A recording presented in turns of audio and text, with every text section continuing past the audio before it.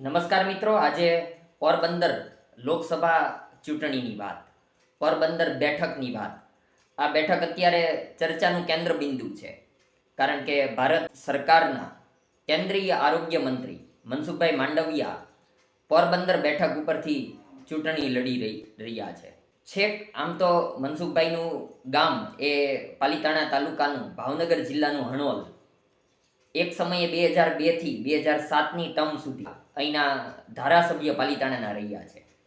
પરંતુ 2007માં તેમના બદલે મહેન્દ્રસિંહ સરવૈયાને આગળ કરવામાં આવ્યા અને મનસુખભાઈ માંડવિયાએ સંગઠનમાં ભૂમિકા ભજવી.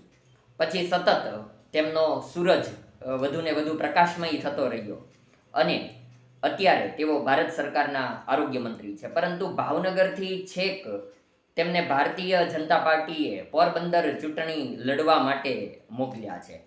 આમ તો એ તેમને અગાઉ ભાવનગર લોકસભા બેઠક ઉપરથી ચૂંટણી લડવાનું નક્કી હતું, પરંતુ અહીંયા બહુમત એ કોળી સમાજનું વોટિંગ છે અને આમ આદમી પાર્ટી અને કોંગ્રેસે હાથ મેળવીને અહીંયા ધારાસભ્ય બોટાદના ઉમેશ મકવાણાને ટિકિટ આપી છે. એટલે કોળી સમાજમાંથી ઉમેદવાર નક્કી થયા અને મનસુખભાઈ માંડવિયાનું નામ મુકાય એ પહેલાં ઉમેશ મકવાણા કોળી સમાજમાંથી નામ મુકાઈ ગયું. એટલે એવું માનવામાં આવે છે કે તેમને પછી ભાવનગર બદલે મનસુખભાઈ માંડવિયાને કઈ બેઠક ઉપરથી ચૂંટણી લડાવવામાં આવે તો અમરેલીની વિચારણા ચાલી, સુરતની વિચારણા ચાલી, કારણ કે અહીંયા લેઉવા પટેલ સમાજની બેઠક ગણવામાં આવે છે અને અંતે તેમને પોરબંદર લોકસભા બેઠકના ઉમેદવાર ભારતીય જનતા પાર્ટીએ બનાવ્યા છે. હવે તેમની સામે કોંગ્રેસ તરફથી જે ઉમેદવાર જાહેર અત્યારે થયા છે એ લલિત વસોયા છે. લલિત વસોયા હાર્દિક પટેલ જે પાટીદાર અનામત આંદોલન ચાલ્યું એ ફેક્ટરમાં તેમના ગ્રુપના માનવામાં આવે છે. 2017થી 2022 સુધી લલિતભાઈ ધોરાજી બેઠકના ધારાસભ્ય પણ રહ્યા છે. એ પોરબંદર લોકસભાના અંડરમાં આવતું મતદાન વિસ્તાર છે અને પછી 2022માં તેઓ ચૂંટણી હાર્યા. પણ 2019માં પણ તેમને લોકસભા ચૂંટણી અહીંયા પોરબંદર બેઠક ઉપરથી કોંગ્રેસે લડાવી હતી.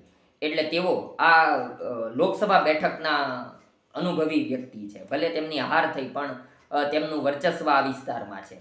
મનસુખભાઈ માંડવિયા માટે કયા કયા પડકારો છે, લલિત વસોયા માટે કયા કયા પડકારો છે અને બંનેને કઈ કઈ વસ્તુ સકારાત્મક છે, એટલે કે કયા ફેક્ટર, કયા પરિબળ એમના માટે ત્યાં સાનુકૂળ છે, તેના વિશે આપણે વાત કરી રહ્યા છીએ. લોકસભા પોરબંદરની બેઠક એવી છે, આમ તો પોરબંદર નામ આવે એટલે આપણને મહેર સમાજ યાદ આવે, સંતોકબેન જાડેજા સમયગાળો યાદ આવે. પણ પોરબંદર લોકસભા બેઠકમાં જે વિધાનસભા વિસ્તારો છે એમાં જેતપુર છે, ધોરાજી છે, ગોંડલ છે, માણાવદર છે, એટલે બહુમત અહીંયા લેઉવા પટેલ સમાજનું વોટિંગ માનવામાં આવે છે. અને એટલા માટે જ અહીંયા વિઠ્ઠલ રાદડિયા 2009-2014 લોકસભા ચૂંટણી જીત્યા. 2009માં કોંગ્રેસમાંથી, 2014માં ભાજપમાંથી, પણ તેમને 2019માં ભારતીય જનતા પાર્ટીએ ટિકિટ આપી ન હતી તેમની નાંદુરસ્ત તબિયતને કારણે.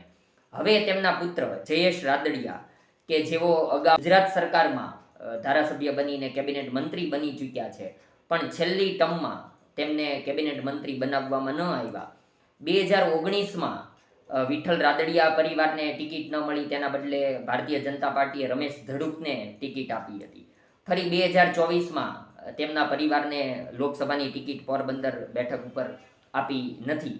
એટલે શું જયેશભાઈ રાદડિયા નારાજ હશે કે કેમ, અને તેઓ મનસુખભાઈ માંડવિયાને કે જે અત્યારે ભારતીય જનતા પાર્ટીના ઉમેદવાર છે તેમની સાથે રહેશે કે કેમ, સાથે રહેશે પણ અંદરખાને સાથે જોડાયેલા રહેશે કે કેમ, એ બધા મનસુખભાઈ માંડવિયા માટે પડકારો છે. ઉપરાંત મનસુખભાઈ માટે આ વિસ્તાર ભાવનગરની બદલે છેક પોરબંદર છે, એટલે પોરબંદરના કોઈ સ્થાનિક ઉમેદવાર ભારતીય જનતા પાર્ટીએ પસંદ કર્યા નથી. અન્ય જે સમાજ ત્યાં મહત્વપૂર્ણ છે, મહેર સમાજ છે, તો તેના કોંગ્રેસના નેતા એ અર્જુનભાઈ મોઢવડિયા.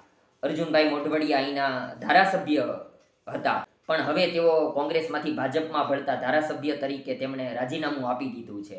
એટલે આ મુદ્દો જે છે એ મનસુખભાઈ માંડવિયાની તરફેણમાં છે. અર્જુનભાઈ મોઢવડિયા પોતાના મહેર સમાજને સાથે રાખીને, પોતાના સાથી કાર્યકરોને સાથે રાખીને મનસુખભાઈ માંડવિયાને કઈ રીતની મદદ કરે છે તે વાત પણ અહીંયા અસર કરતા સાબિત થશે.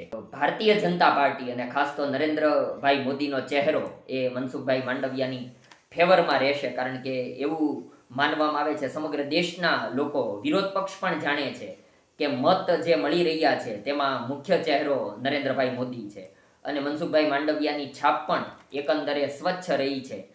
સૌજન્યશીલ વ્યક્તિ તરીકેનું તેમનું વર્તન વ્યવહાર, તેમની વાતચીત, એ કેટલાક મુદ્દાઓ, લેઉવા પટેલ સમાજ, એ બધા તેમના માટે સકારાત્મક છે. અને અર્જુનભાઈ મોઢવડિયા અને જયેશ રાદડિયા તેમને કેટલી હદે મદદ કરે છે તે પણ જોવાનું રહેશે. સામેના પક્ષે લલિત વસોયા, તો અગાઉ તેઓ ધારાસભ્ય ધોરાજી બેઠક ઉપર રહી ચૂક્યા છે. ધોરાજી આપણે વાત થઈ તેમ પોરબંદર લોકસભાની અંડરમાં આવે છે.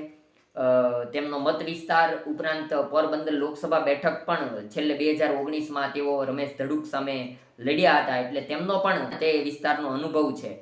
છેલ્લે જો તેમની હાર થઈ હતી, એટલે એ કેટલાક પાસાઓ તેમના માટે પણ પડકારરૂપ છે. અને લેઉવા પટેલ સમાજ અને સ્થાનિક ઉમેદવારને એ કેટલાક પાસાઓ તેમની ફેવર કરે છે.